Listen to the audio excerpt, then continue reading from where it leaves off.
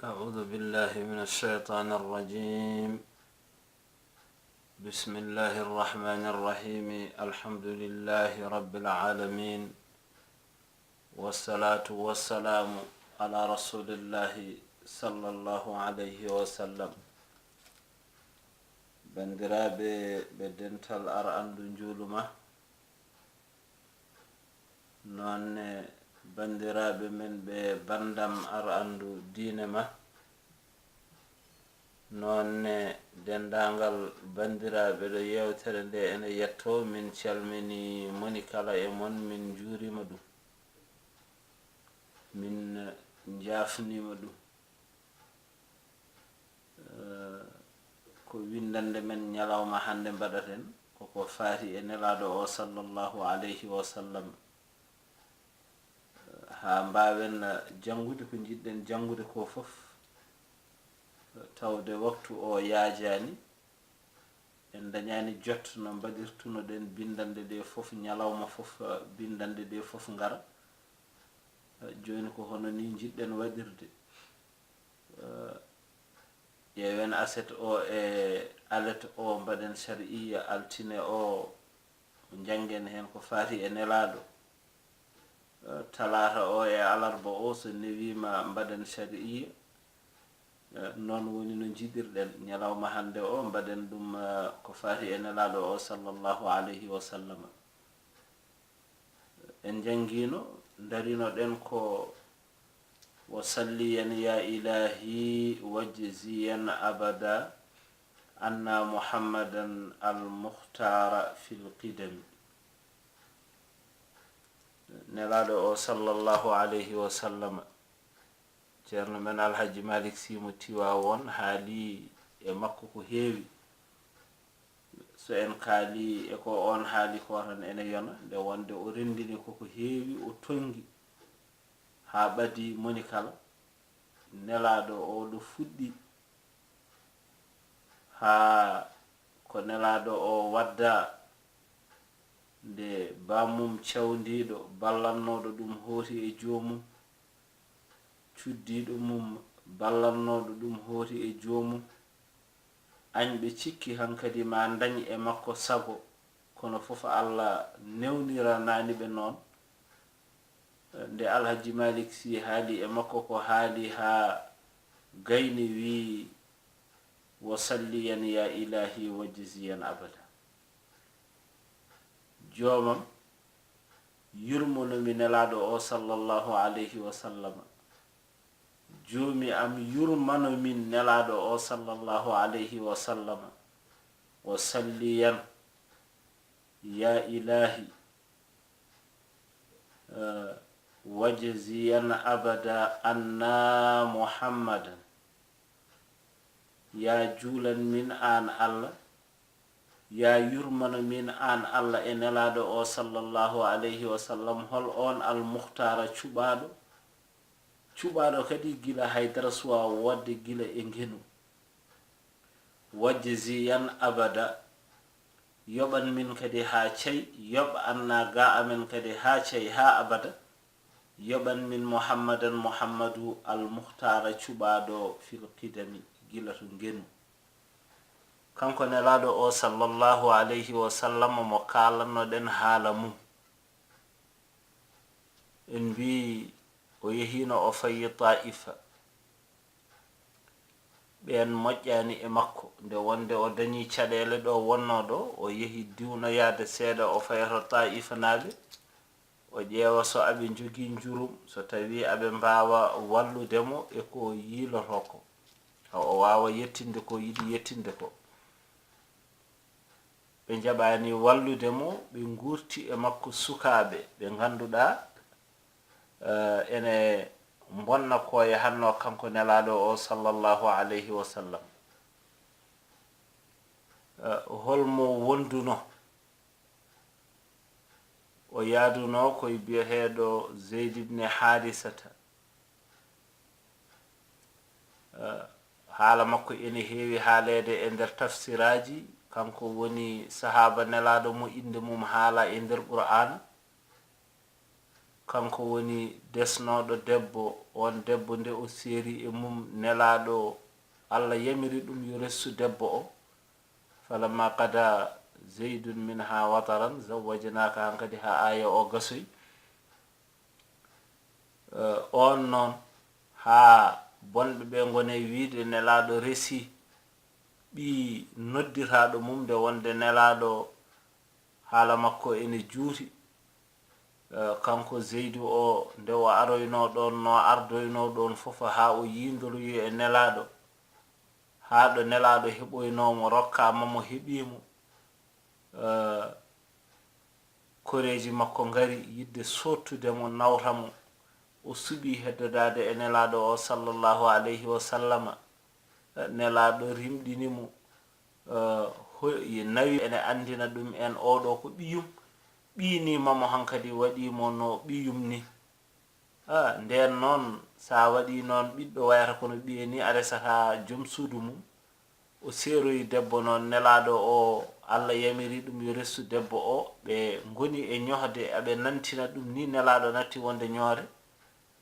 nde wonde noon ko ñawore fonde ñawede adoto musde koye makko kanko nelaɗo mbete heddiɓe ɓe so ngari tawa ɗum newima adora ko e makko on noon ene wonduno e nelaɗo e ngolɗo lawol ngol o yehi Taifa ɗum woni ceerno men alhaji Malik Sy mo Tiwawon omo haala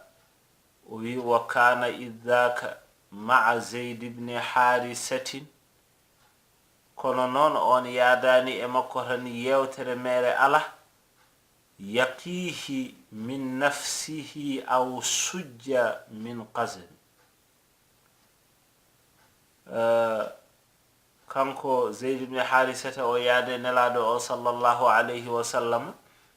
en mbi ɓen gurti sukaɓe e nelaɗo ene beddo ɗum kaaƴe e ɗayɓe omo dandira nelaɗo hoore makko ala ko wawi faddorade ɓen ene keewi ko kanko heedata e ko weddate e nelaɗo ko so ari yanay makko kanko wonti heɗɗawo ngo ene heedana nelaɗo o sallallahu alayhi wa sallam ha ɓe keɗi hen hoore nelaɗo o sallallahu alayhi wa sallam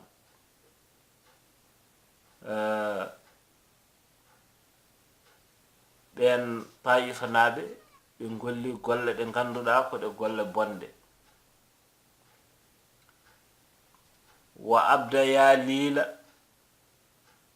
mas'udan wa mas'udan habiban e wa habiban ata so yimɓe noon nanama jogama jorto so wonko sattuma aɗa wawi yaade moolade e mum en nden noon wayi hono noon nelaɗo o yiɗi moolade e abdaya lila e biyeteɗo Mas'ud e biyeteɗo Habib ngam ɓe palanomo ɓeɗo sukaɓe ko goni e dow mum en ko kono ɓen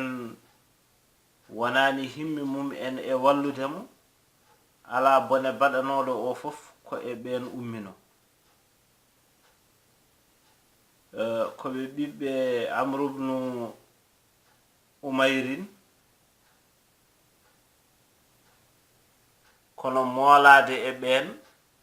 o nandidini ɗum kanko ceerno alhaji Malik o wi ka mustajirin bi amrin wo min inadi himi way kono moolo yiiɗo e biyeteɗo Amru on ko haala woni toon ene jogii jimol mum al mustajiru bi amri enda kurbatihi kal mustajiri min arramda'i min annari neɗɗo gonɗo e ndondi ngulndi ɗum sattiri ɗum yiɗi mooloyade yani e jeygol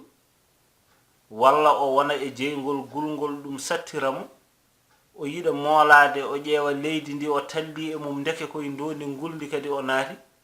aɗandi on dañani jam mooloyade e Amru ko noon wayi nandidina noon ko kamɓe ɓeeɗo ɓe o mooli e mum en wayi noon kono sa mooloynoma e Amru no mbayata ni ene jogii qissa ene heewi haalullaji wiyama wonna piyanoɗo ene yiɗi moolade ari e makko kanko jokkiti ɗum ene jogii haalullaji goɗɗi kaalaɗi hen no qissa o ardi no wayi hen fof kam ko moolade emo ganduɗa faabotakoma ko ɓeydanowoma caɗele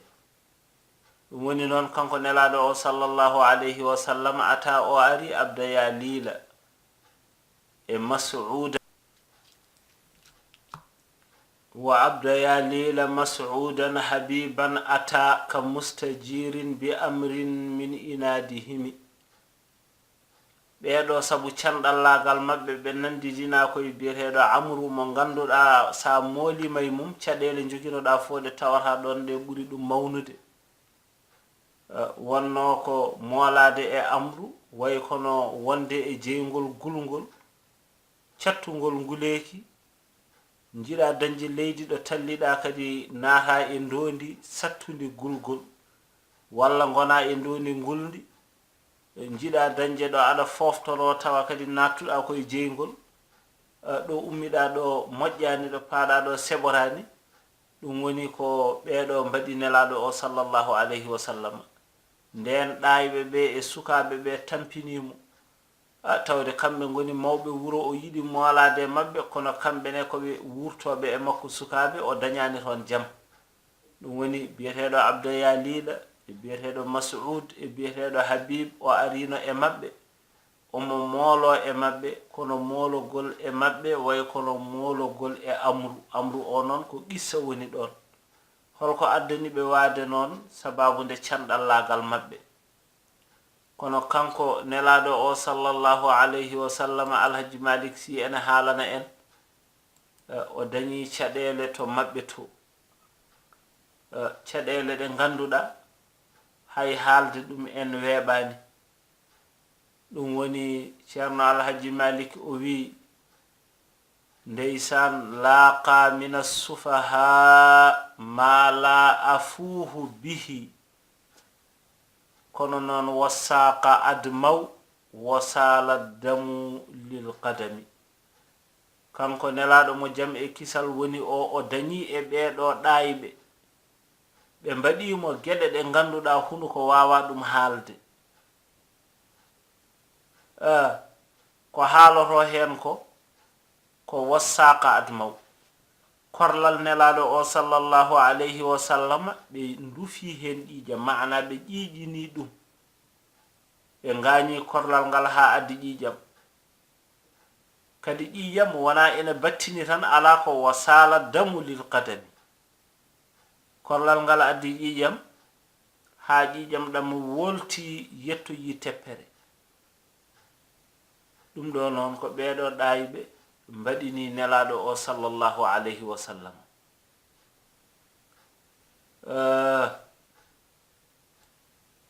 kono noon nelaɗo o sallallahu alayhi wa sallam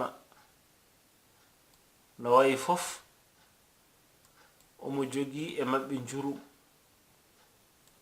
omo wawno duwade e maɓɓe duwaw mo ganduɗa kamɓe fo ɓe kalko kono o waɗani noon omo wawno duwade e maɓɓe duwaw tan ɗon kamɓe fo ɓe kalko kono noon o waɗani noon kanko nelaɗo o sallallahu alayhi wa sallam ɗo dañƴa caɗele fof wasata wooda ɗo Allah newnan ma ɗo moƴƴere ene ummoro ma nden noon o ummima to maɓɓe o ari ha e les lekki inab yidde foftade to koye caɗele o ummi kiiɗo lekki o dañi ɗo neema ɗum woni wabna rabi'ata lil addasi qad dafa'a ɓiɓɓe rabi'ata ene gonno ɗon nden noon ɓen gaddani on addani nelaɗo o sallallahu alayhi wa sallama inabeje ɗe nelaɗo hade ñamde ma bismo nden o bismima gaddunoɗo o ene andi konngol ngol ene andi annabi Yunus ene haalanno konngol ngol akabba taqbila atrafi rasuli wa hal bahimatun tastawi bil aqili shahimi. kanko gaddunoɗo ɗen ina beeje o totti nelaɗo bismima o faami ngol konngol wona konngol oɗo nokku. ngol konngol ko konngol nelaɗo o sallallahu alayhi wa sallam, sabu o nanirtungo ngol ko nelaɗo. o namdi ngol konngol nelaɗo wimo mbete omo andi konngol ngol o haali ɗo nananno ngol nelaɗo haalanimo on komin musibɓe nde wonde ko jogino ko hono ɗum jogimi. nden kanko on maccuɗo o nani ngol konngol o turi taqbila atrafi rasuli omo ɓuuco dagandeji nelaɗo, hoore en juuɗe en koyɗe en o woni ɓuucade sabu weltade. ceerno men alhaji malik si mo Tiwaawan noon o waɗi namdal hakkude ɓe ɗayiɓe e oɗo moƴƴo, ɓeɗo moƴƴuɓe hokkuɓe ñamde e oɗo ɓuucotoɗo koyɗe. o wi wa hal bahimatun, mbete mumantewel tastawi ene fotodira bil aqili e kaqqilɗo tan haɗani e haqqilde, ashahimi kadi derɗuɗo kuñƴuɗo ha joni e moƴƴere, ɓe gonata gotum. mumantewel mbabba en mbete ene nanda ha joni e neɗɗo joom haqqille ƴoƴƴo, ɓe gonata gotum. ɓe hoppi nelaɗo, ɓe ga moƴƴani nelaɗo o sallallahu alayhi wa sallam. ɗo noon windande men hande haɗata so allahu lamɗo o jaaɓi ha bindande men garoje ma en kaaloy. wo fi tariqatihi hadi daa bi du'ain kana mustahiral tafriji lil himami. ɗum ko e windande men arore so allahu lamɗo o jaaɓi. mi salmini moni kala e mon, mi juurima, mi yafnima kadi no feewi. ko Bocar Ahmad Diop tun Wadibu. amin mbiya on ketki jaam on